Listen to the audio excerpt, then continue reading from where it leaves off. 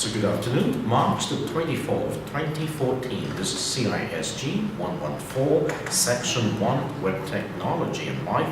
Today is day number 12 in week number 7. So let's get started.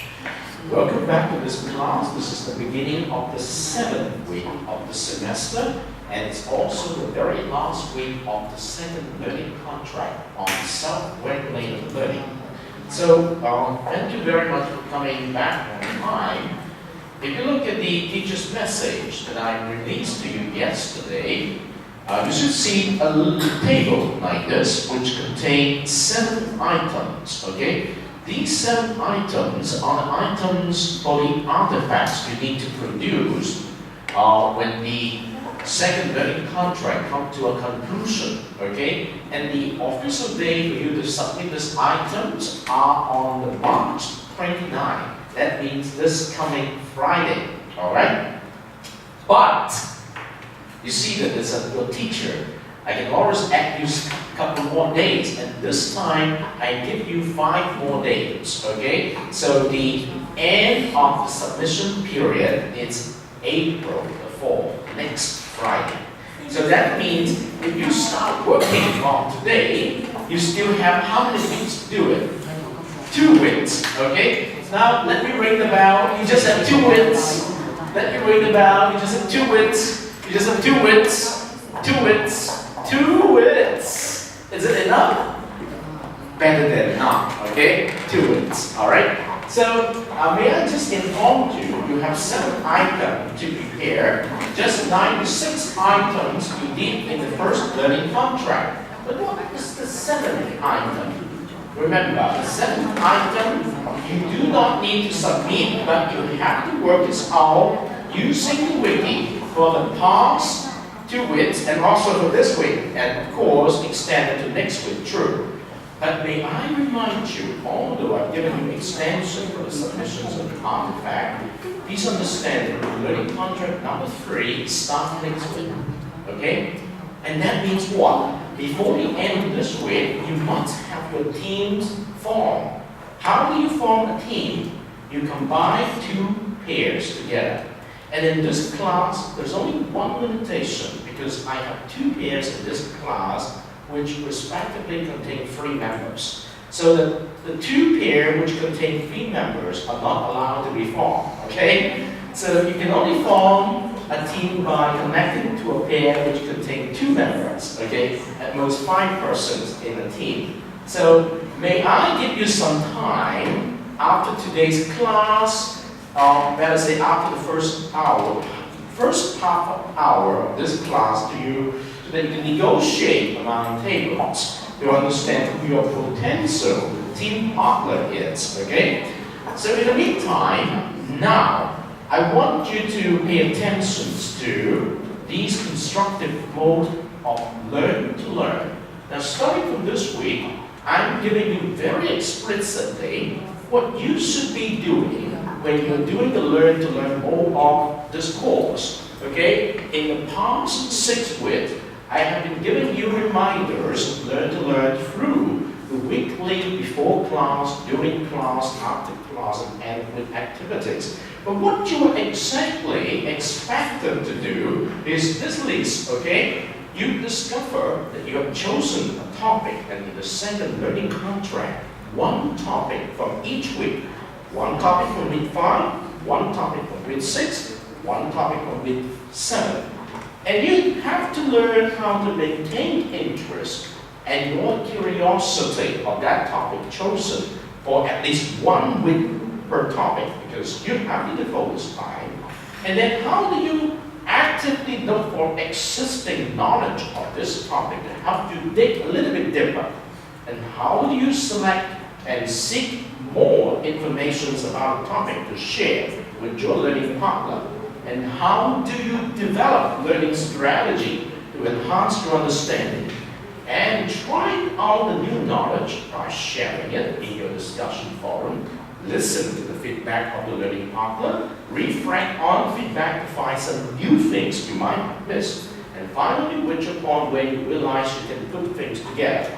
This is something you have been doing in the first learning contract, but now explicitly put in black and white word for you to understand what you are doing. And we call this the constructive way to learn, okay? Now, but beside this, this is what you are supposed to be doing from the very first learning contract. But the purpose of the second learning contract allowed me to be a little bit long-winded. It's the self-regulation challenge, okay? And when we talk about self-regulation challenge, we are talking about 4 important areas of your ability to handle one piece of task. And as I explained to you from the very first week number 5 of this learning contract, you must have the ability to look into what is required of you in this learning contract. You must have the ability to develop a timeline to put things together. Time resource is very scarce. And beside the time, you need to look for related resources from the UMO environment, from your own looking and searching. What are the resources that's very relevant and important for the topics of your interest? And then you develop an action plan. Work with the action plan in coordinations with your learning partner and ask, are you doing okay? Are you getting closer to your goals in this learning contract? If not, change your plan. Keep track of the changes and the time required to get it done. If you do not go through this process, you're always doing something neither primary can do. You do not know how much time you have, what your goal is, but here is a very important exercise.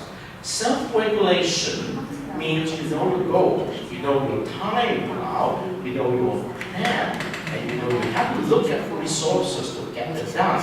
Okay? So this is the core message of this teacher's message this week. Help you to remember what you need to put into considerations. Now, let me go back to this week's material. So, when you look at week number 7, which is very similar to week number 6, if you look at it closer, we have 2 important topics, or better say 2 sets of important topics. Topic number 3, match-ups, virtual office application, which is introduced last week. Topic number 4, tracking, taxonomy, and social web, which is introduced in this week. In other words, there are 3 or at least 2 items overlapping with last week's, okay? So when you study that, you have to be very sensitive in the sense you do not select duplicated topic. You have to select distinct topics. And so let's come to a very interesting idea this week. So we are talking about mash up. Normally, this term is borrowed from those who are expert in composing music. We mix this piece of music with the other piece of music, or this song with the other songs. But in the context of web applications, we are trying to put together something which is good enough for you to enjoy. Well, what does it mean? Now let's take a look at your Moodle environment. Your Moodle environment provides you a mixture of different web applications like a journal, a discussions forum, and then wiki. And as well as this, you also have the chat room, you also have other things. But these are done in a separate pieces within an umbrella in your Moodle environment. But when we talk about the mashup here, it's one piece of application which has the characteristic of different things. Oh, if you know something about a blog in today's world, before when you publish a blog, there is no such thing as a feedback for people to write something at the end. But today you do. And some of the blog today could even include voice record. I do not want to write something, but I just say, let me give you some feedback. I'm clicking on the link, record my voice, and then you can just keep that. And then the person who wrote the blog can listen to your message there. Other people may not be able to listen. It depends on how you want to keep your message, voice message. You want to take it just for the owner, only the owner can blog to this particular topic everyone can hear. So this could be a kind of mashup. And let's talk about virtual office applications.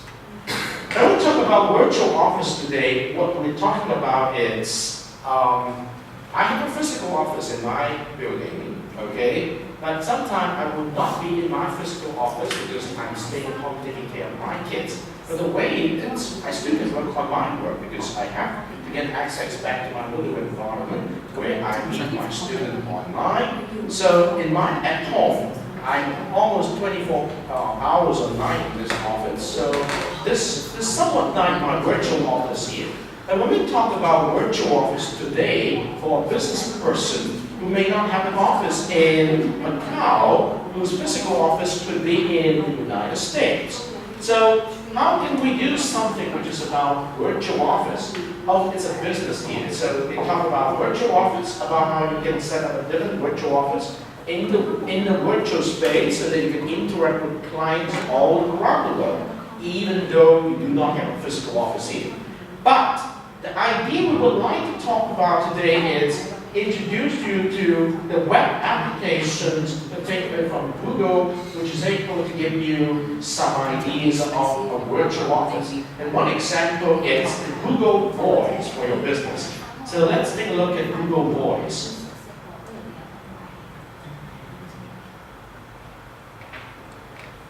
Hello, my name is Michael Bolomino, and I'm the Product Marketing Manager for Google Voice.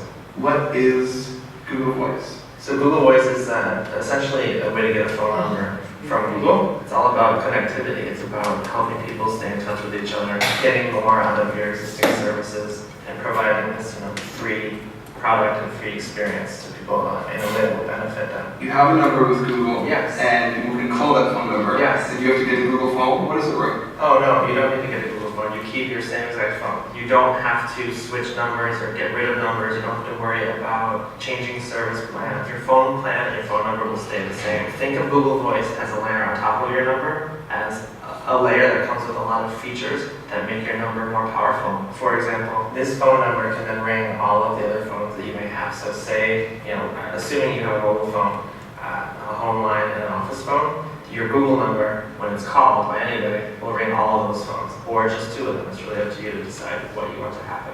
So I'm looking at small and medium-sized businesses. Sure. How would a business use this maybe in comparison to a 1-800 number? Why wouldn't they just use the regular landline? Google Voice is free.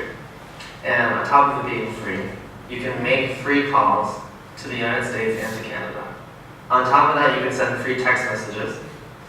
And if you're calling internationally, if you're doing business internationally, we have some of the lowest rates around. And you can make those calls when you're logged into Google Voice from our mobile app or from Gmail. Another really interesting way that you could use it would be having custom voicemail greetings based on who's calling you. So I know this company in upstate New York and Plattsburgh, and a lot of their customers speak French because they're from Montreal. And so they've set up 2 different voicemail greetings, one for people that are calling them, their clients in Montreal, that has a French message, and then they have a second voicemail greeting in English for people who are calling them for us.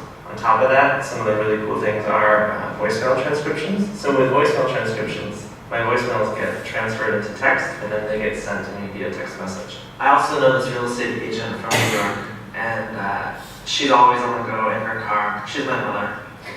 And so say she's in the car with a client, and she has another client that has a closing that day, and she gets a voicemail from that client. She doesn't have to pick up her phone and listen to the voicemail. She can actually just read a transcription of it as a text message when she has time with that client, and then get back to her other client if it's very urgent. What else? Is there more? Yeah, of course, there are lots more. Can you go? Alright, when you're logged into Google Voice, it looks just like Gmail, right? So you have an inbox, and from this inbox you can make phone calls right there. You can send free text messages, also right there. It stores all of your text messages so that you can read them by email threads and respond to them in line. Where does that click into in Google Talk of being able to call people and out of Gmail and stuff? You can make phone calls from Gmail from your Google Voice number.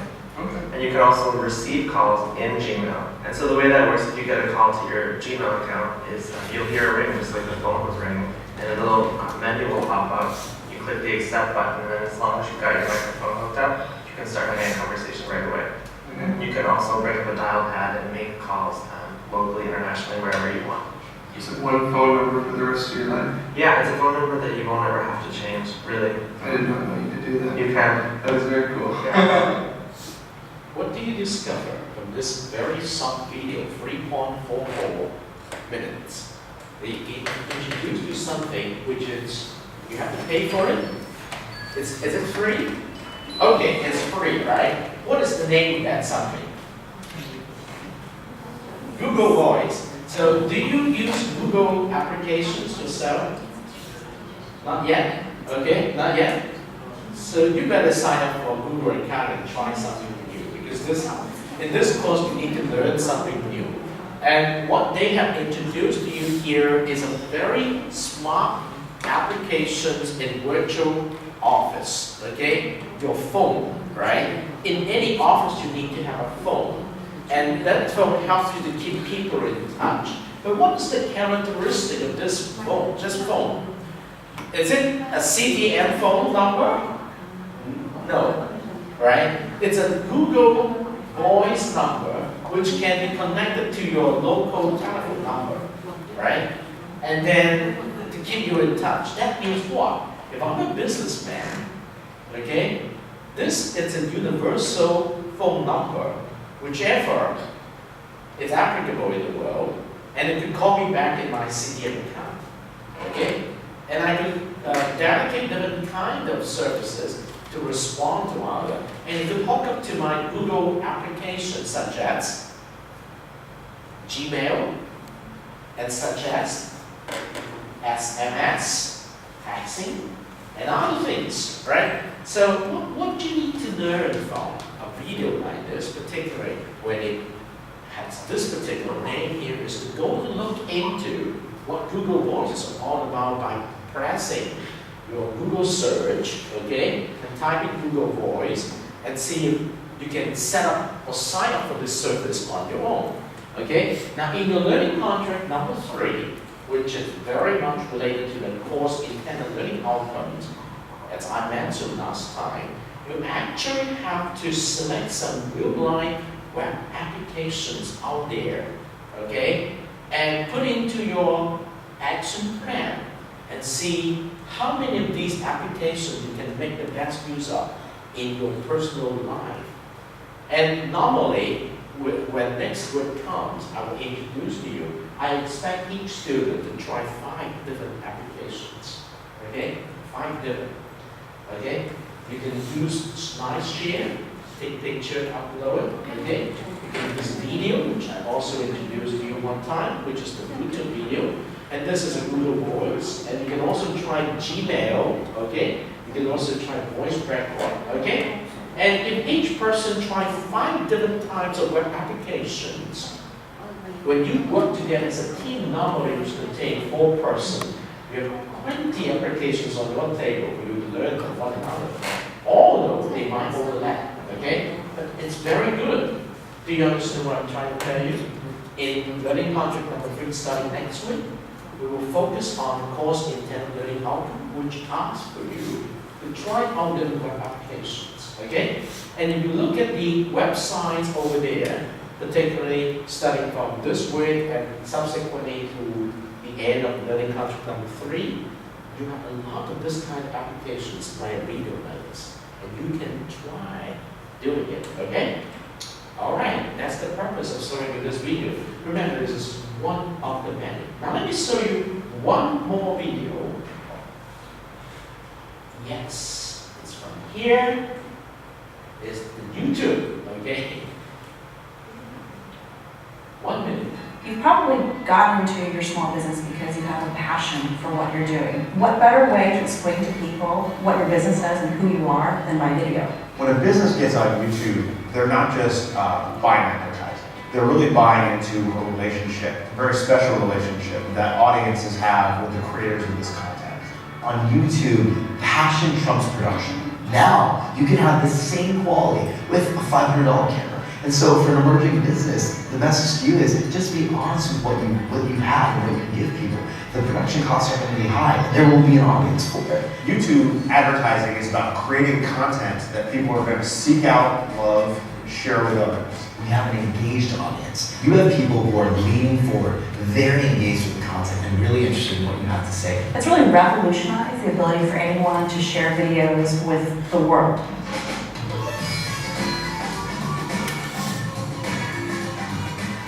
And of course, one of the suggested applications I want you to try out of your personal file is YouTube, okay?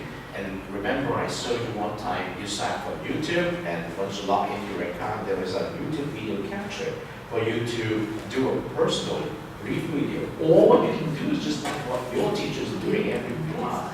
We videotape the class lecture and then we upload to YouTube as a good record. And then you need some kind of web-based editing tool for you to tailor your video into something which is very good for your presentation. Oh, let me tell you this. In your third learning contract, at the end of that, you have to have some experience of producing a digital story for yourself. A digital story for yourself. Do you know what a digital story is? A digital story could be a video, or it could be a PowerPoint. On top of the PowerPoint, you put your voice there to do narrations, and then you record the PowerPoint with your narrations, and it becomes a 5-minute digital story of your presentations. Okay? So you need to learn this skill, and I will give you a software which you can register, and you have 1 month's time to use it free of charge. Okay? And then you can do a digital story. All right? So at the end of the 1 month, if you want to keep using it, you need to pay a monthly service or something like this, all right?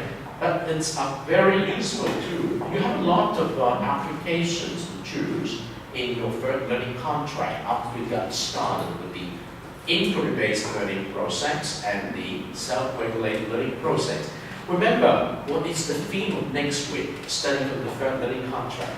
Problem-based learning, okay? Problem-based learning must be done as a team, among individuals in your team. And each one of you bring to the table a very interesting problem of your own. Where do you got the problem? Where do you got the problem? Any idea? Got it from the learning contract number 1, your proposal, remember that. Okay? Remember your proposal from learning contract number 1, each one of you. And you got it from the second learning contract, you have a pair proposal.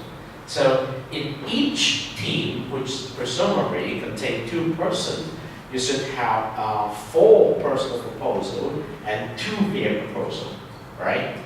You have 6 to choose from. And then the first thing you need to do next week in your learning contract number 3 is to put on the table your personal proposal and your peer proposal, and you go through a process of negotiation. Which proposals to do as what you call your showcase problems from your team, okay? This is a very interesting process. So don't miss class studying next week. It's a very important milestone of your study. You will do a lot of in-class work, all right? Now let me check now to see if we have any persons who would like to share with us today. Let me go back to week number 6. Okay? So, we do not have any sign up for today, okay? So that way, it's okay if we do not have any sign up for today. Let me ask you, do I have any students who want to share today? Okay, it's all right. But keep in mind that at the end of the semester, you need to provide an in-class participation rate. So the more you try, the better, okay? And you can do it as a pair, okay? Not just an individual. So both of you in your pair can do it.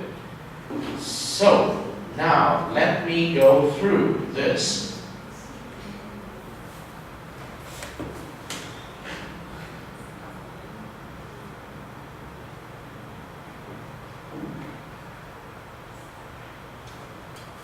Let's go back to YouTube now. We finished with 1 minute now. Hello, my name is Eric Myerson. I run video advertising marketing for Google, and I have the wonderful job of helping our video content creators make money and also help our advertisers reach the audiences they want to reach online. Looking at any business of any size, Yeah. small, medium, large, Yeah. why should they care about YouTube? Why should they care about getting on YouTube? When a business gets on YouTube, they're not just buying advertising. They're really buying into a relationship, a very special relationship that audiences have with the creators of this content. The other thing that they're buying is they're buying attention. you think about how when somebody watches TV, how all of us watch TV. When the commercial comes on, it's very rare that we sit there and pay attention to each ad. We're more than likely to flip on our phones or go take a break or something like that. But when someone was watching YouTube, they are paying attention to it. It is in the foreground. It is not in the background. And having that level of attention is something that you just can't get anywhere else with any other type of media. People are actually going to YouTube to seek and find advertisements. Yeah. That almost seems unheard of in history. Yeah. People wanting to see Yeah. ads. Why do you think that is? YouTube has a pretty unique philosophy with advertising. Traditionally, advertising has been get in somebody's way when they're trying to find something and interrupt them and show them a message. YouTube advertising is about creating content that people are going to seek out, love, and share with others. We think that people should choose to watch advertising. The advertising that's most relevant to them and that's most interesting to them. And if they do that, they're going to remember the ad and they'll take action on the ad. So looking at a business that has decided that they want to get involved with YouTube, Yeah. what are the steps needed to create videos? It seems like such a daunting, unbelievable task that they might not have the time or the budget to really figure out. Well, that's the thing. I mean, it used to be a very expensive process to create video, but it's not anymore. We have got a great example. We have an advertiser called Dynamite. Dynamite was basically a guy who created this magnetic bracelet that he wanted to sell via direct response. And he created a video using a camera he bought at just an office supply store, and he put it on a tripod and just demoed himself, his own hands, playing with this magnetic bracelet. And he built a whole business on that. And he's branched into all kinds of different products now. That's what you can do today. The cost of production is trending to zero from many thousands of dollars not too long ago. That's a huge change. It means everything for, first of all, the content creators who are trying to entertain the world, but also for the businesses who are really trying to reach customers with sight, sound, and motion they weren't able to do before because they felt like they didn't have the funds. Once they've created the video, we have a product called Promoted Videos. And Promoted Videos, basically, it's like AdWords for video. When someone is searching for something, you can actually target those keywords and have video content right there on the search results. And people can watch your video and get your message on an opt-in basis. And you only pay if the person chooses to watch it. That allows you to bring some really direct ROI measurement and get some response that you can really measure out of video content for the first time. Eric, thank you so much for your time today. I really appreciate it. So through this very interesting video on helping you understand a bit more about YouTube, what is the topic of interest they're talking about? Through YouTube, you can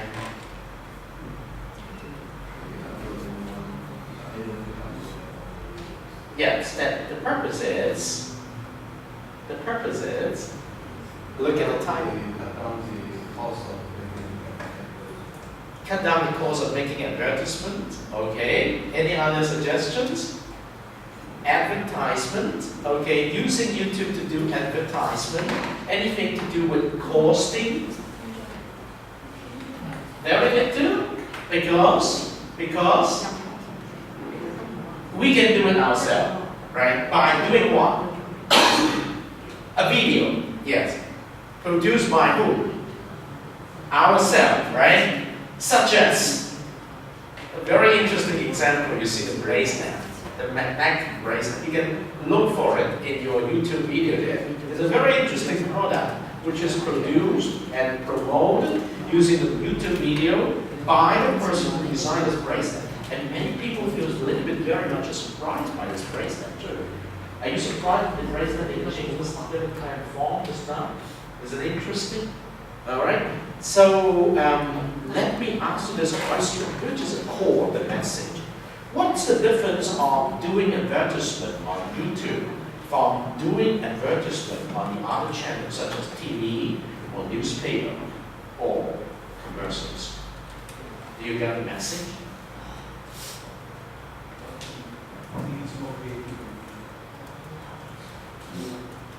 And it's, can you just say it one more time? Well, in much of the YouTube is for fun and small things. Okay. Okay. So one suggestion is more entertaining Is it fun?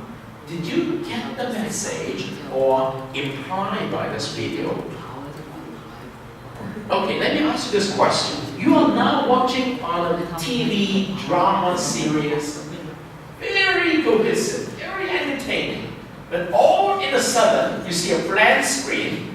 Okay, hold it, commercial time, and then you have 2 or 3 minutes commercial time, right? And then it's only after the commercial time, then you come back to continue to watch it, right? This is the model you're very much familiar with, okay? You even in the news program, now this, the commercial break, because the commercial break will support what? The values of the program. They want commercials, all right? That means advertisement. Without advertisement, they cannot earn money. But this kind of advertisement is intrusion. They will break your program, hold you there, force you to watch the commercial before returning to the program to watch, right? Do you feel that? Okay? So the difference between this YouTube-based advertisement and the traditional TV commercials are more entertaining, or one is supply driven, the other is demand driven. In the TV commercials, you do not have any choice, right? The commercials are there, you're forced to watch it, but you're watching the program you like. Is it true? Even though you don't like it, the commercials will be there. Or you can choose, I don't watch it. Oh, it's back, okay, I'll go back to the program, right? Did you understand what I'm trying to tell you? This is the way we have to live with TV commercials. But with YouTube commercials, it's different. YouTube commercials, we have a need for a product, right? So we're trying to see if there is any product on the YouTube which can help us understand what we need. So we look up related commercials under a particular product name. It's demand driven. We have a need first, and then we look for commercials to learn more. But in the TV, we don't have a need. It's supplied by the TV company through a sponsorship to a particular program, because they believe, oh, you produce a program, everybody loves it. So let's support it. Put in our commercials there, in between the break. So normally it's a 1 hour program. Well, you might have 4 major sections every 15 minutes. And for each major sections, they have 5 minutes commercials. So 60 minutes means you just have 40 minutes of the program, 20 minutes of the commercials. Do you see the model of that? YouTube is different, right? So this is the message of this video. So may I just, at this point, give you some time, because it's already 3:20.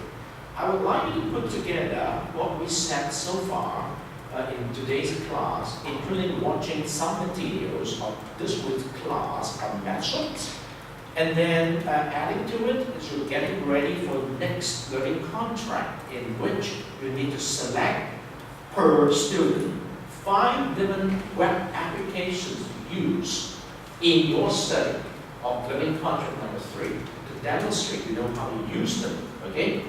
So in this case, that will be part of your artifacts you need to submit as a demonstration. Talk among yourself in your table to see if you understand these minimum requirements in your learning contract number 3. And of course, I'm here, I can also answer your questions about learning contract number 2. So 5 minutes, talk among yourself, and then make sure your question asked me, all right? We do not have any student doing sharing today, so we're going to focus next time. And I will do the attendance call now. Okay. Kenny is here. Sarah, thank you. Kara, thank you. Joanna, thank you. Yoselin, thank you. Lavi, yes, thank you. Sherry, thank you. Nicole, thank you. Nana, thank you. Vicky, thank you. Helen, thank you. Joanne, Winston, thank you. And then Kathy, thank you. Cersei, thank you. Wendy, thank you very much. You're all very good and on time. Now, think about my questions, okay, before we come back to the discussion sheets.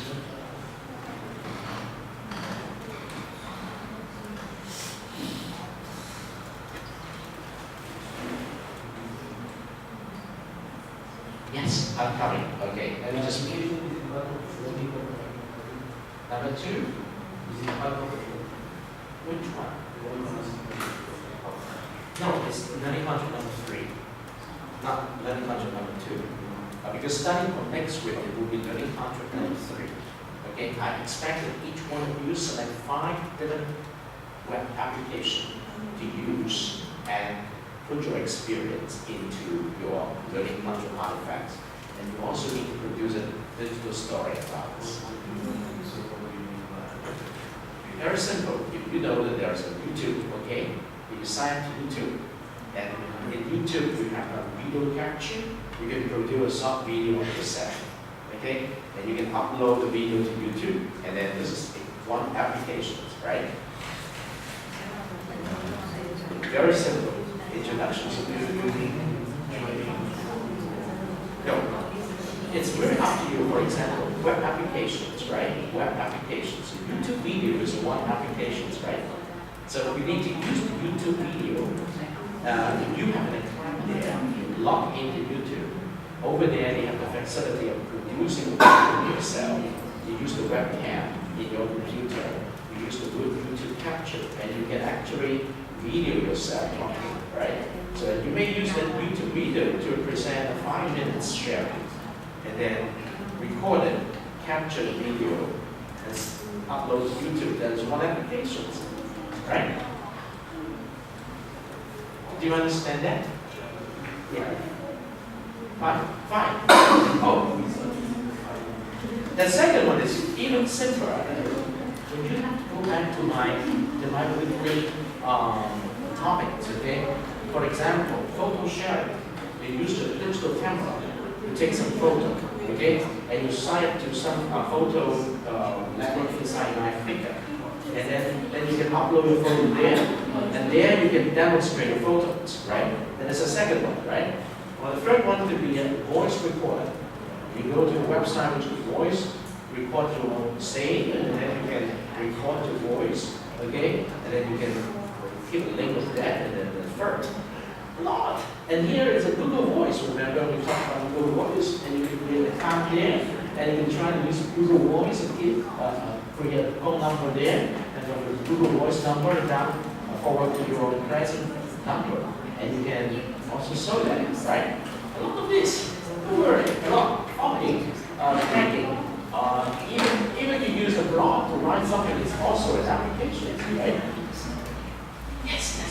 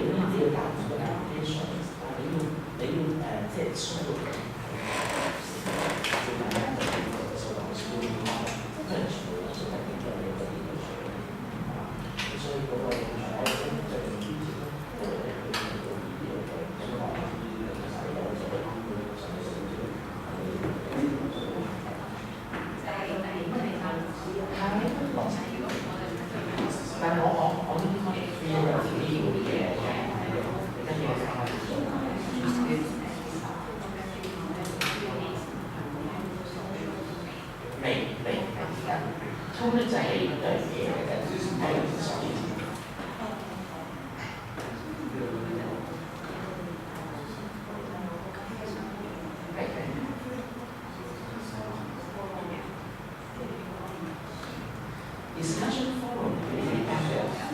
Discussion forum 在差不多个 forum 的记录，这里做的 discussion 有还有copy 了的这Microsoft 等等的。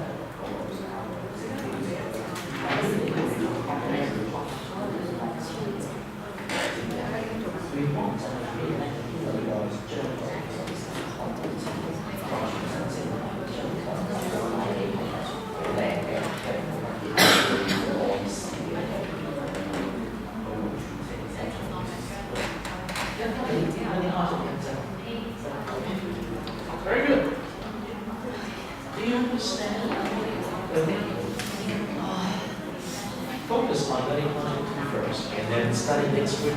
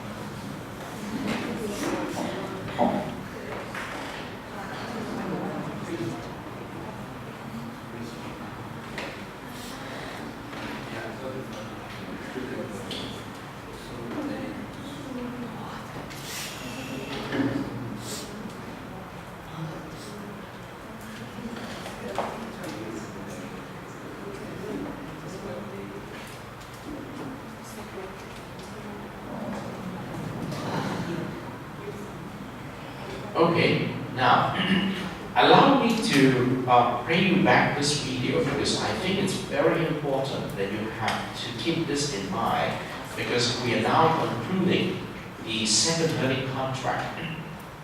So let me show you this. Hi, this is Paul from Pear Tree Education. Today's video is about student-centered learning. Like many aspects of 21st century learning, student-centered learning is fairly misunderstood. To judge whether a class is student-centered, you first and foremost have to ask yourself who's doing all the work in the classroom, the teacher or the student. If it's the teacher, then the class is teacher-centered.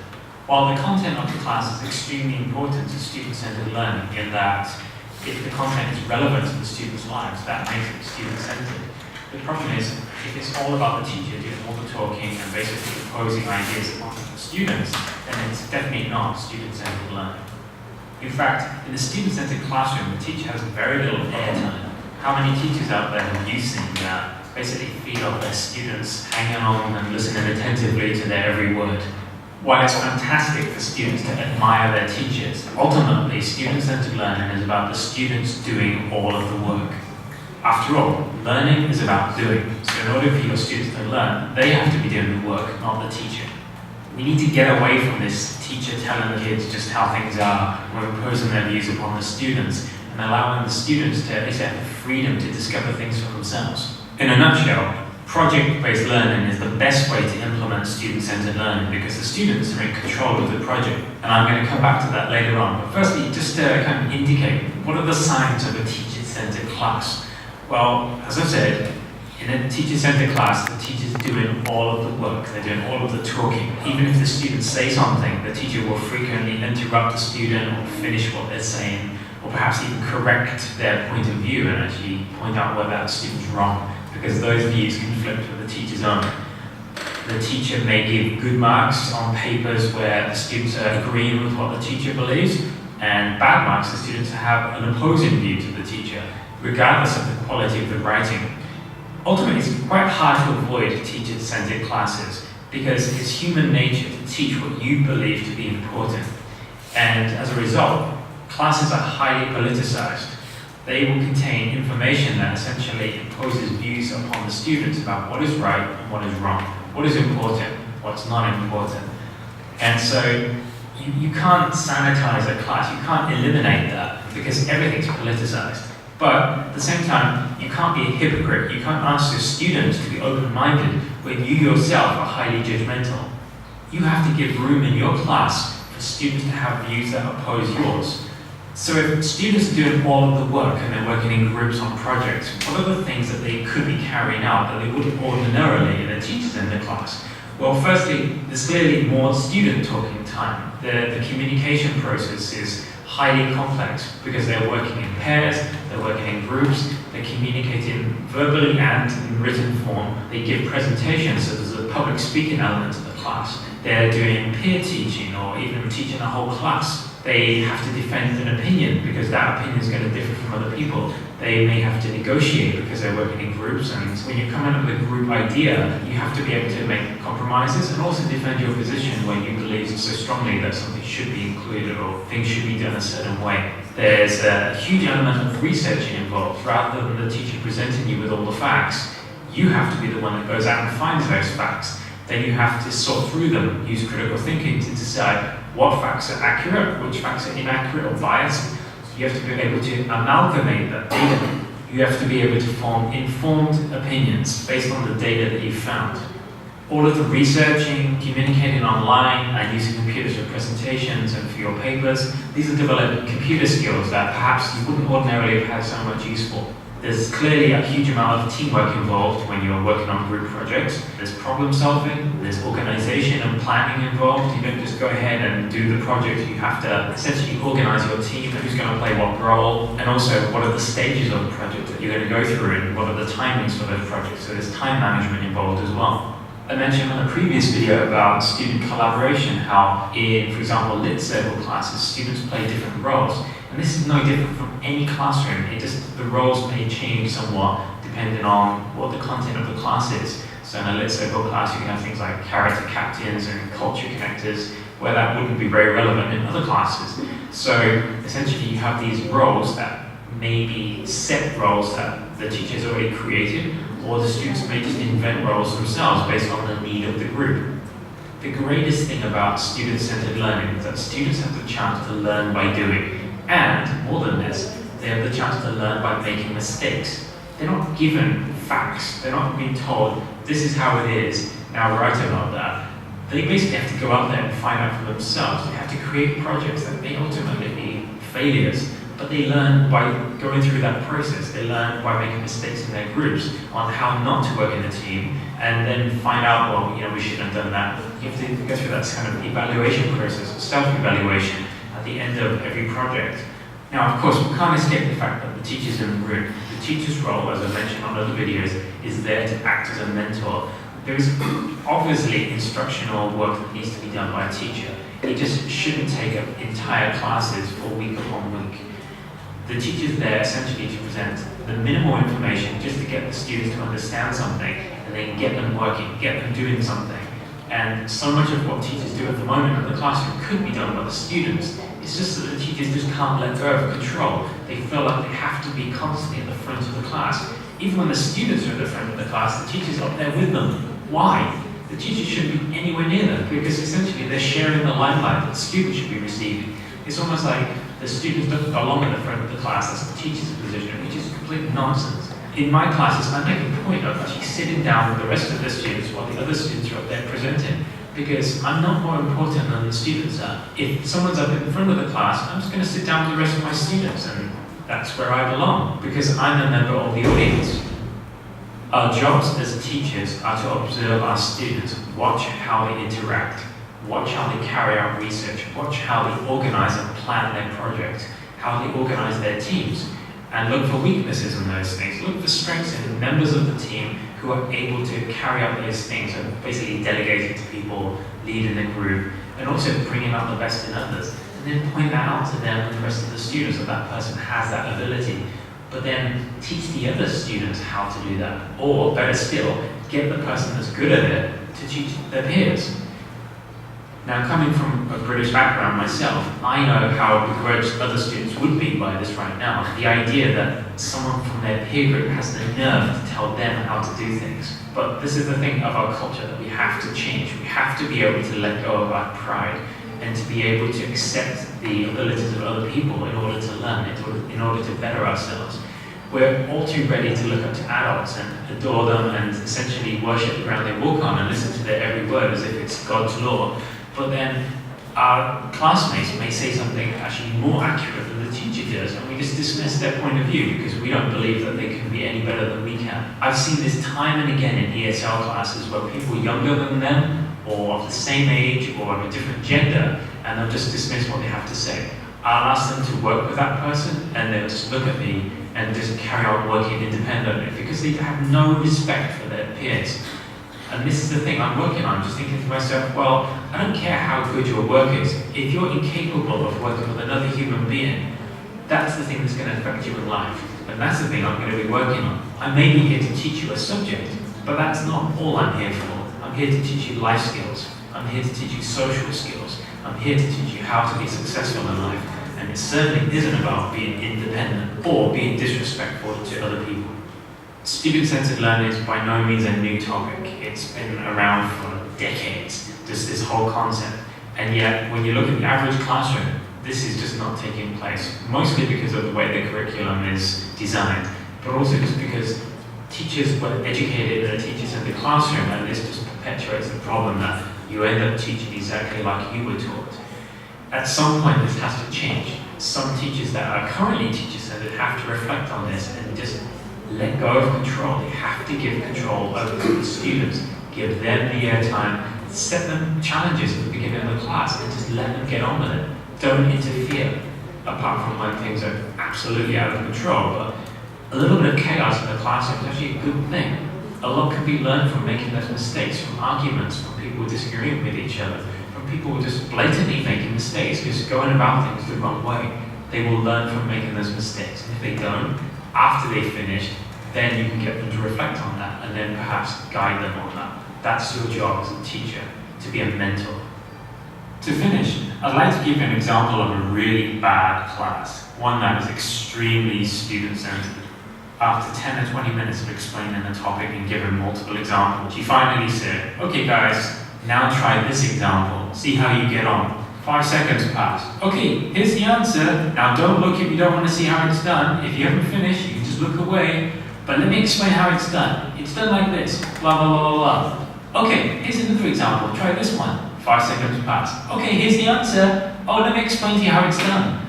If you haven't finished, don't listen, but I'm going to explain to you. The teacher just can't contain herself. She cannot possibly stay quiet for more than 5 seconds without needing to basically explain to the class the answer. In such a learning environment, there is no learning going on because the teacher's doing all of the work, has all of the airtime, and the students don't even have the opportunity to try. Can you imagine how infuriating it is for the student not to be given the chance to even try to answer the question? They're not given the opportunity to work together, so there's no collaboration going on at all. And worse than that, even if they had the right answer, they're not allowed to come up to the board and actually give the answer and then explain how it's done. Every single answer is done by the teacher, which is just ludicrous. There is no learning. So to wrap up, I'd like to leave you with this lasting thought. The teacher may be able to teach great, but he or she isn't a great teacher. That's all for today's video. If you've enjoyed the video, I really appreciate a rating, and if you haven't already done so, you can subscribe above. The next video about 21st century learning that I'll be doing is about creativity, and so you're going to hear a lot of references to Ken Robinson. This is Paul from Pear Tree Education. Thanks for watching. Okay, now this could be a very good summary of the first two learning contract. Okay, and you have gone through the first one, and you're about to go through the second one by the end of this week. And I would like you to see if you could put together members from the table and pick up one or two or three ideas from this very interesting teacher's expositions on what exactly is meant by student-centered learning. Okay, and try to match up with what you have gone through in the first learning contract and in the second learning contract. Remember, it's your airtime now, 10 minutes about yourself, and we could end it at 3:50 for your discussion. And allow me to join the table when you're doing that, okay? Yes? No, not the deadline. The official deadline is 29th of this month, which is this Friday. Not this Friday. Is it this Friday? Friday, yeah. And then the submission period is extended to April the 4th. That means you can start submitting your work from the 29th of March and continue until April the 4th. But the third learning contract still continues or begin next week. Okay? That means you're actually using the first week of your third learning contract. That's the extended period for your second learning contract. Okay?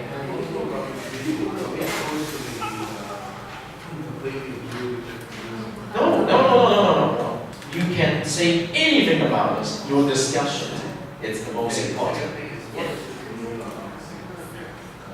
It's your discussions. That's the reason why I want to put you in your discussions about what have you learned from your first and second learning contract in terms of activity, and after you've read about this video, how do you put them together? Okay? You do not need to agree with them all. You can put forth your ideas. That's your discussions on your table. Now, please help yourself. Wow, I see you people. So you want to be looking at it. All right, thank you very much. Please help yourself to do the discussion. It's very important because every once in a while I need to put you into this class, okay? Because remember, as part of your meeting mixture, how do you put things together? Yeah. You want to talk a little bit later today?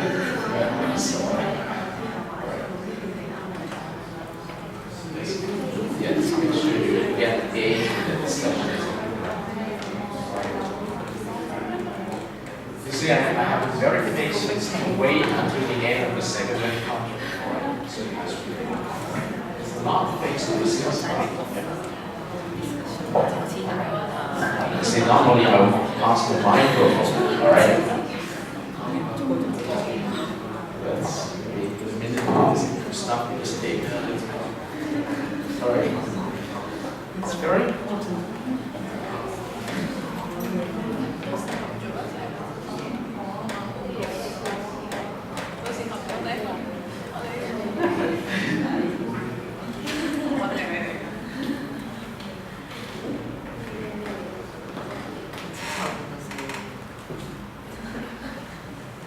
This is a very interesting video.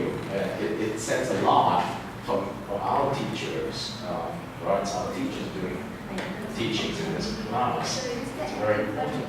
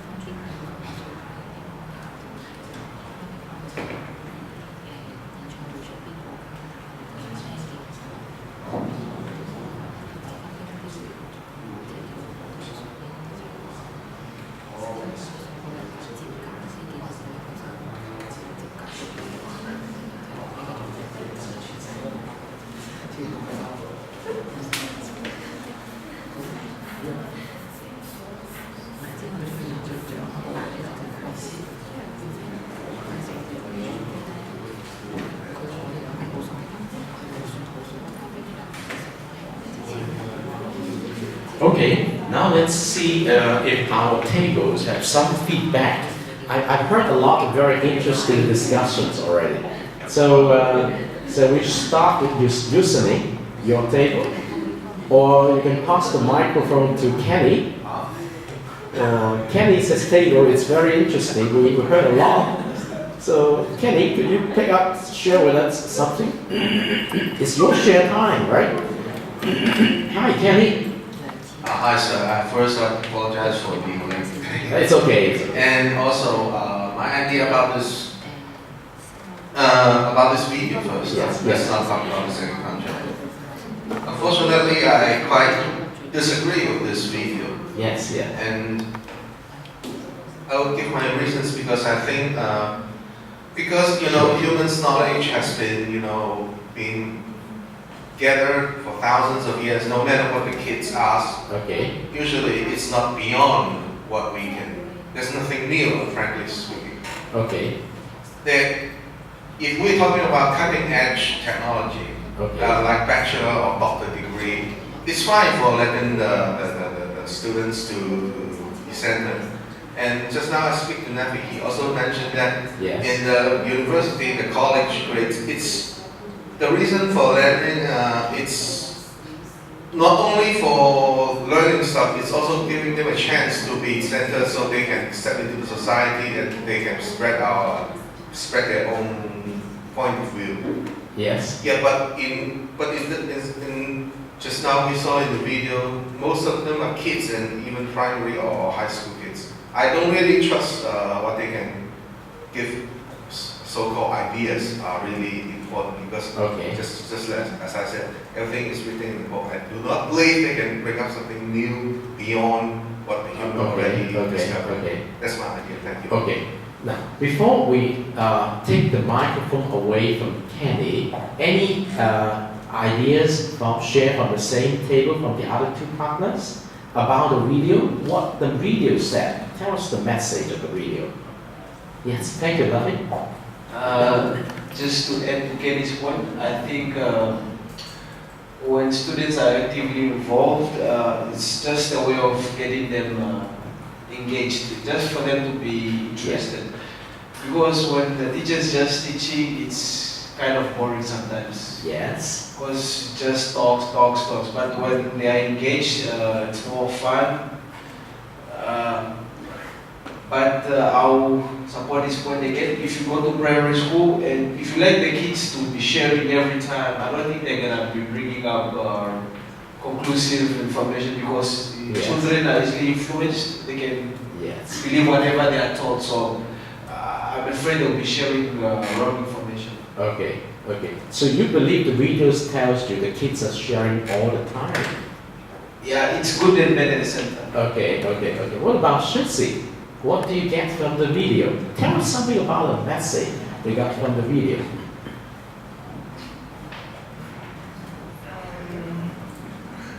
I think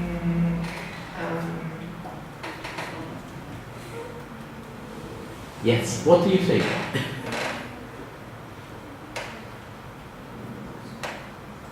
they have already said what I want to say. Okay.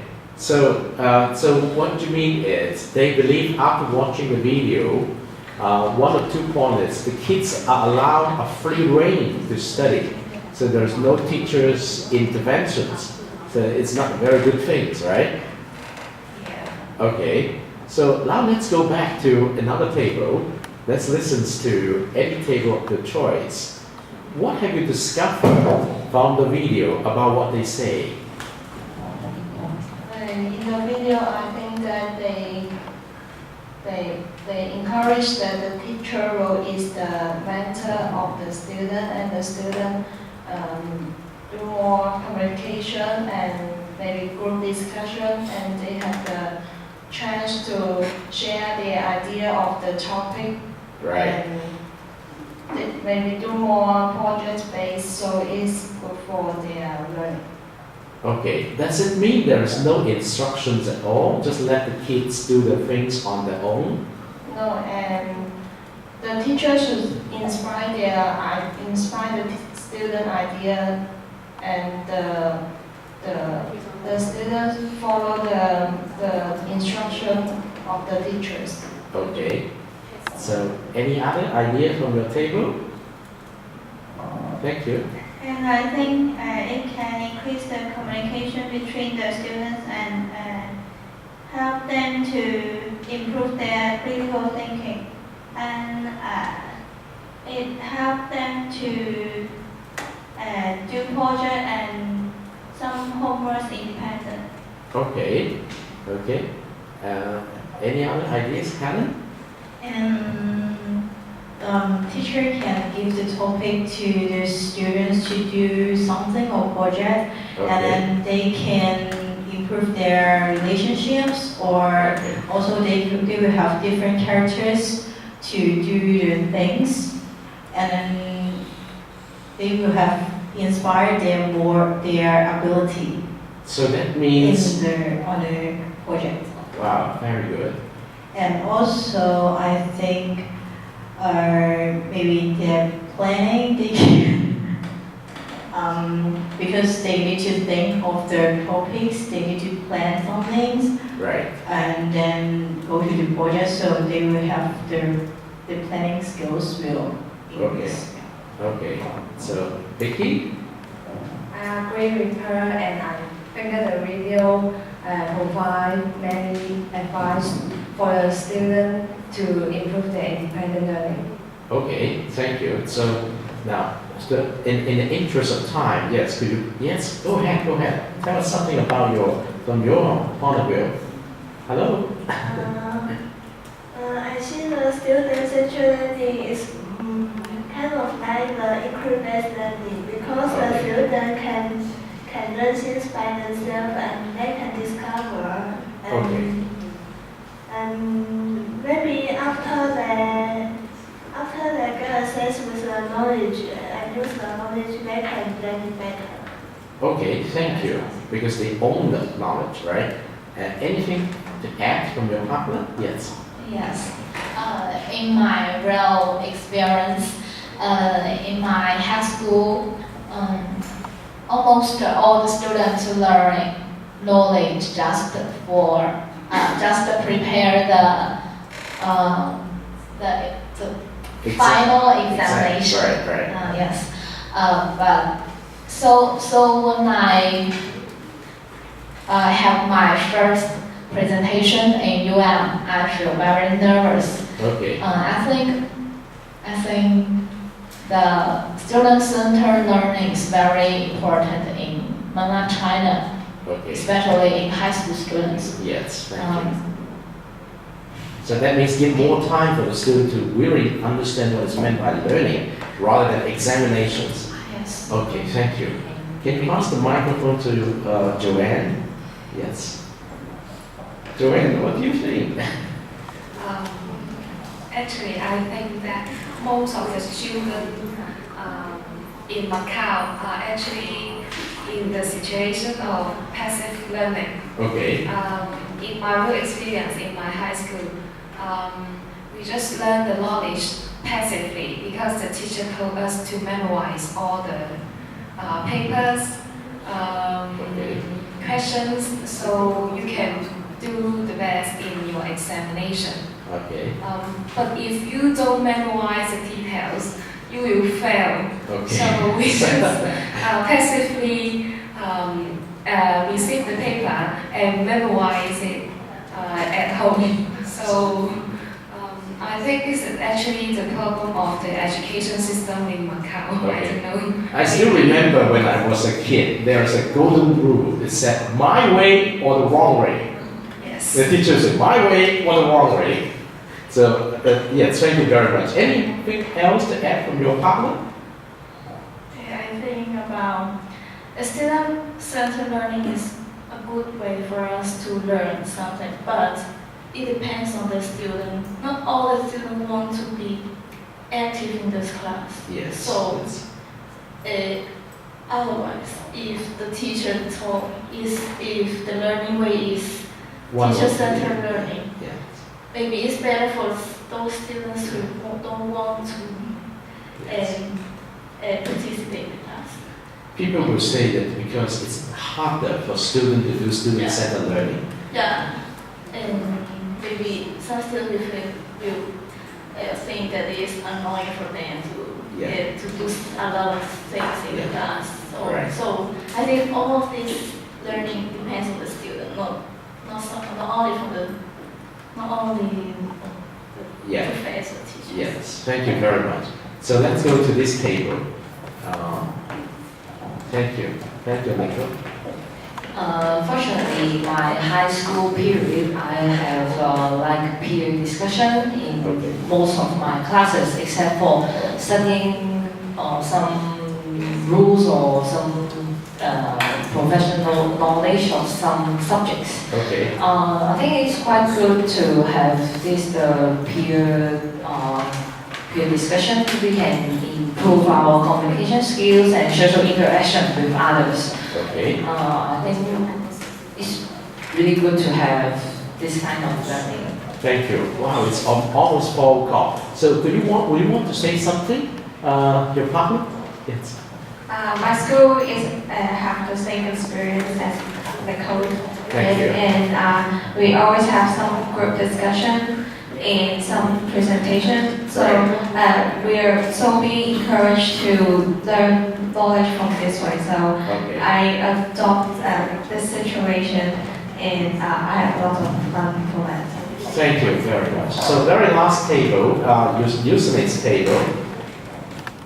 Well, I think student-centered learning is good, but it depends on the country or the education system. Right. Because when I was in primary school, I didn't study in Macau. I studied in other country, and it's good for student-centered because while I was in primary school, the teacher encouraged me to explore by myself. Oh, great. Yeah, maybe during the class, the teacher can give us some information that we need to do a presentation during the class. So I think student-centered learning is good, but it needs to improve it or teach them how to do that while they are still kids or maybe in primary school.